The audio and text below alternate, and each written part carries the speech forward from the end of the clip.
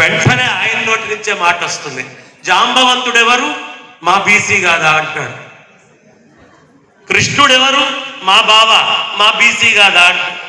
అరే నువ్వే కుల వ్యవస్థని పురాణాల్లోంచి తీసుకొచ్చి ఇక్కడ మావాడు అంటున్నావు, నువ్వే దాన్ని పెంచి పోషిస్తున్నావు. మళ్ళీ కుల వ్యవస్థ గురించి మాట్లాడాల్సి వస్తే ఇది మొత్తం బ్రాహ్మణులు కల్పించారు, వాళ్లే పెంచారు, వాళ్లే. నీ ప్రెస్ కాన్ఫరెన్స్ మొత్తం కుల వ్యవస్థని దృఢం చేయడమే కదా నువ్వు చేసినటువంటి పని.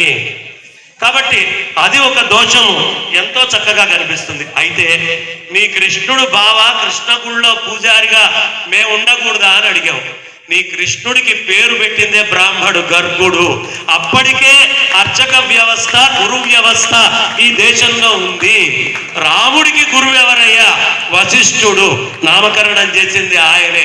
అంటే ఇది కృష్ణుడి దగ్గర నుంచి కాదు, కృష్ణుడు కూడా అంగీకరించి పరమాత్మగా భూమి మీదకి వచ్చి నాకు గురువు ఉండాలి, నాకు గర్భుడు ఉండాలి, రామచంద్రమూర్తి నాకు వశిష్ఠుడు ఉండాలి, ఆంజనేయ స్వామి వారు చవన మహర్షి ఉండాలి, జాబాలి మహర్షి ఉండాలి, అగస్త్య మహర్షి ఉండాలని కుటుంబాలలో గురువులని ఎప్పుడూ బ్రాహ్మణులని పెట్టుకోవడం అనేది తరతరాలుగా ఉన్నటువంటిది. అది కృష్ణుడు మార్చలేదు, రాముడు మార్చలేదు. నా బావని చెప్పుకొని నువ్వు మార్చే ప్రయత్నం ఎందుకయ్యా అనవసరంగా?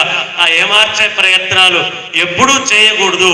మాట్లాడేటప్పుడు మనం నియంత్రణతో సమాజంలో ఎక్కడ లేనటువంటి విభేదాలని సృష్టించేట్టు కాకుండా సమాజాన్ని మొత్తాన్ని కలుపుకుంటూ వెళ్ళేట్టుగా. ఆనాడు చాణక్యుడు చంద్రగుప్తుణ్ణి రాజుని చేశాడు. ఛత్రపతి శివాజీకి ఎంత మాట అన్నాడండి ఆయన? ఛత్రపతి శివాజీ యొక్క ఆ అధికారాన్ని తీసుకొని అక్కడ సామ్రాజ్య పట్టాభిషేకాన్ని అసలు ఛత్రపతి శివాజీ చేసిందే బ్రాహ్మడు. ఆ బ్రాహ్మడే సమర్థ రామదాసు.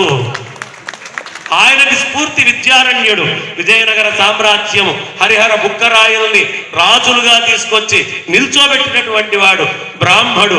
ఈ రాయలసీమ గడ్డకి రాయలసీమ అనే పేరు రావడానికి ఆద్యపురుషుడైన బ్రాహ్మడు విద్యారణ్యుడు. ఆయన దయ వల్లే రాయలు ఈ రాజ్యాన్ని ఏలాడు. ఎక్కడ పక్షపాతం కనిపిస్తోంది? ఏ విధంగాను ఎక్కడ ఎటు నుంచి చూసినా పక్షపాతం కనిపించే అవకాశం లేదు. అయితే ఇంకా చాలా మాట్లాడాల్సినటువంటి. వేదంలో ఏం లేదంటే అసలు చదువు కాదు, పనికి మాలింది అన్నాడు. సరే బాగుందయ్యా, బ్రాహ్మణులు చదువులన్నీ దాచిపెట్టుకున్నారని నువ్వే కదా అంది. ఒకవేళ వేదం చదువు కాకపోతే బ్రాహ్మణుడు దాచిపెట్టుకున్నది చదువు అని నువ్వు ఎలా చెప్తావు? కాబట్టి నువ్వు అంటున్నటువంటి ఒక స్టేట్మెంట్ తప్పు. ఇక రెండోది, చదువు మొత్తం బ్రాహ్మణుడి దగ్గరే ఉంది అని నువ్వు అంటున్నావు కదా, వేదం చదువు కాదంటున్నావు కదా, కుండ తయారు చేయడం చదువా కాదా యూనివర్సిటీల్లో? ఇవాళ రోజున ఒక డప్పు తయారు చేయడం చదువు అవునా కాదా? ఓ పర్సు కుట్టడమో, చర్మంతో అద్భుతంగా కుట్టడమో, వడ్రపనో